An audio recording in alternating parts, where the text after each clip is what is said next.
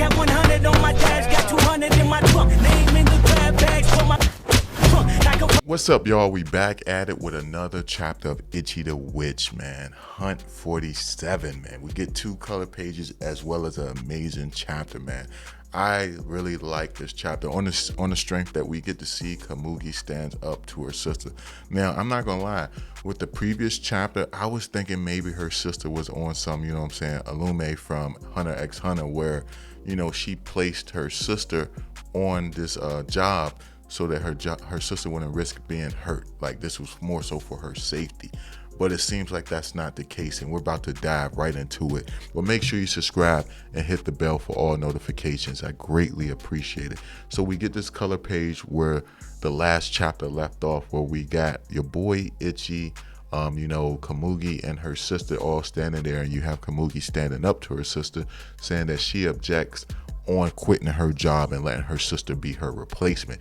Then we get this other color page where we got all of the characters on it, and I gotta say, like, seeing your boy Goku outfit in color, like, it looks dope, man. If I had to say my one gripe about Goku outfit, if you look at the far corner, it would be the hat that he's wearing on top of his head. It looked like something that you would wear to go to sleep. You know what I'm saying? You know how you see those, like, those old school movies where the kids are getting ready for bed and they got on that type of hat? That's what it looks like to me. But everyone else's design appears to be the same right here. But we're going to keep it moving to the actual chapter. So we get a little flashback on Kumugi and how, you know, she was used to doing the job that she's been assigned. She was okay with it. It was a boring job, but she was okay because she felt like she wouldn't be in the way, and that this job was the best choice her sister could have gave her, because she's out of the way. And you just got her just writing down everything, you know, all the data and stuff that she you know, gathered from, you know, various missions and stuff like that. Nothing exciting. But then you have it where eventually she was placed on a team with Dez as well as Ichi, and you see all the stuff that she's going through. So you see her perspective, her viewpoint from all the hunts that they've been on, and you can see that she's constantly always getting, you know, stuff thrown on her, falling, attacked, running for her life, screaming. Like, you see that she's constantly going through all of this different things now that she's a part of Team Daz. Now, I'm not gonna lie, some of the stuff, it does look like it will be irritating, but then again, some of it does look quite fun. And you have it where she gets home and she's so exhausted, she's so tired, she's like, yo, I can't even go to sleep. I mean, I can't even take my clothes off. I can't even hop in the, you know, the bathtub, because I'm that exhausted. And I've had days like that where I've been so tired that, like, yo, you just straight get in the bed with your street clothes on. That's how you know someone really tired, or they're really nasty, one of the two. But hopefully it's just that they're really tired. And you have it where she's about to hop in her bed, and she goes to lay down because she's like, she's too tired. She doesn't have any energy to put effort into anything else. And then when she wakes up, you see that her pen is still moving, and she's writing. She's writing everything that she's encountered on her adventures with Daz and Ichi, because it was so much fun. It was so much of a thrill that she was like, she can't sleep right now. She wants to sleep, but her body won't let her. Her body won't stop writing. She's writing down all the adventures that she's had with, you know, Team Daz. You got it where she's saying, like, yo, my pen won't stop. I want to write down everything I saw, everything I heard, every last bit of every little thing. I want to write it all down and show it to everyone. It was crazy. It was fantastic. It was dangerous. I was a mess. I was bawling my eyes out the whole time. But this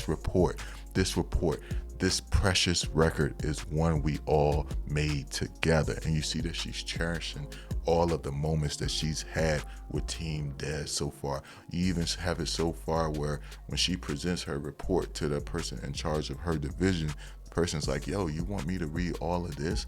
Once again, my analysis was spot on when I chose you, Kumugi, to be on this team.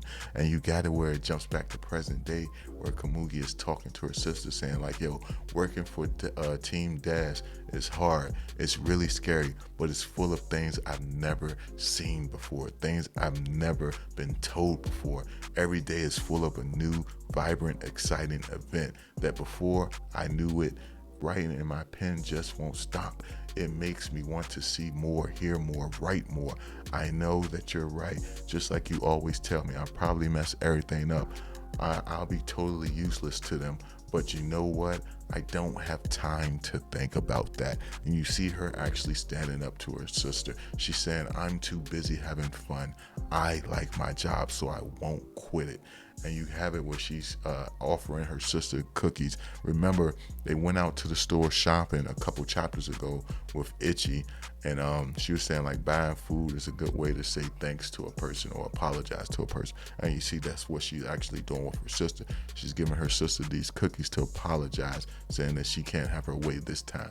And you have it where the sister's thinking to herself like, yo, she's always stepped over her sister because her sister always stood towards her with her head bowed down. And it's just because she felt, we all know, because Kumugi felt guilty for what she did to her sister. But then you got it where her sister Spica is thinking like, yo, so what is it now after all these years? Why do you decide to look up? Why are you looking me in my eye? When you do that, how am I supposed to step on you? And it's more so like, yo, she can't step on her sister if her sister doesn't allow it. And you have it where she's saying, Kumugi, I'm the best thing for this team. You should stand down and let me join. And you have it where the two of them are arguing amongst themselves. You have it where Kumugi's standing up for herself, and the sister is actually surprised that she's doing it, and they're going against one another. And then you have it where Kumugi reveals something. She says, I know your secret, sister. And then I'm sitting here like, yo, what could the secret be? She says, I know that you had magical surgery that helped restore your eye. Your eye is still there. You just wear the eye patch to look cool, which we all know people who have the eye patch do look badass. So you have it where Kumugi admits this. And if Kumugi knew this, I wonder why she still allowed herself to suffer from her sister. You know, I wonder why she still punished herself if she knew her sister's eye was restored. And her sister goes to say, no, my eye isn't restored. That's a lie. I suffer from this pain every night, which is why I don't get enough sleep. And you have it where Kumugi says, well, if that's the case, you wouldn't have as much energy to fuss and fight right now as you do right now. And then you have it where, the sister says like, yo, enough of that. We'll just let Ichi decide. We could keep going back and forth, but we could have him decide. So she looks at Ichi and says like, yo, who would you like on your team? Would you like me, someone who's more useful, or my useless sister? And you have it where Ichi is just like straight up cold, where he's like, I'm sorry, you're not my type. And then Kumugi's sister is just like, oh, I see.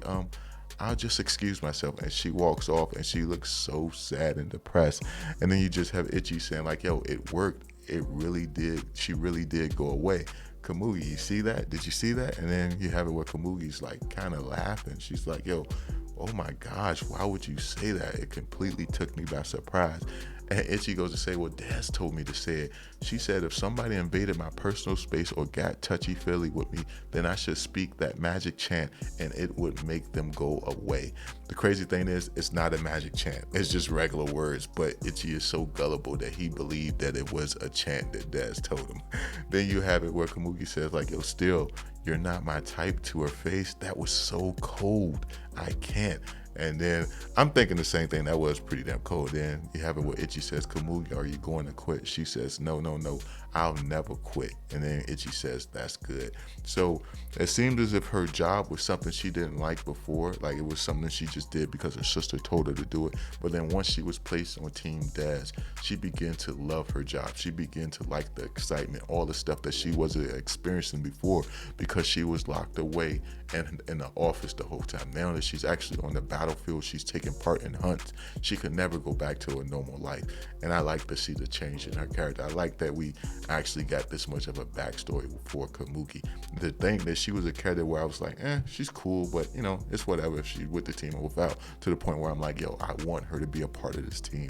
It just shows that this series has amazing writing, and I'm curious to see where the series will go. Will the sister try to get revenge in some type of way? Will she try to make Ichi fall for her? Because the fact that he turned her down may make her want him more. But that's just something we're going to have to wait and see in the future of the series. But let me know your thoughts down below, and I'll catch y'all in the next one, man. Peace.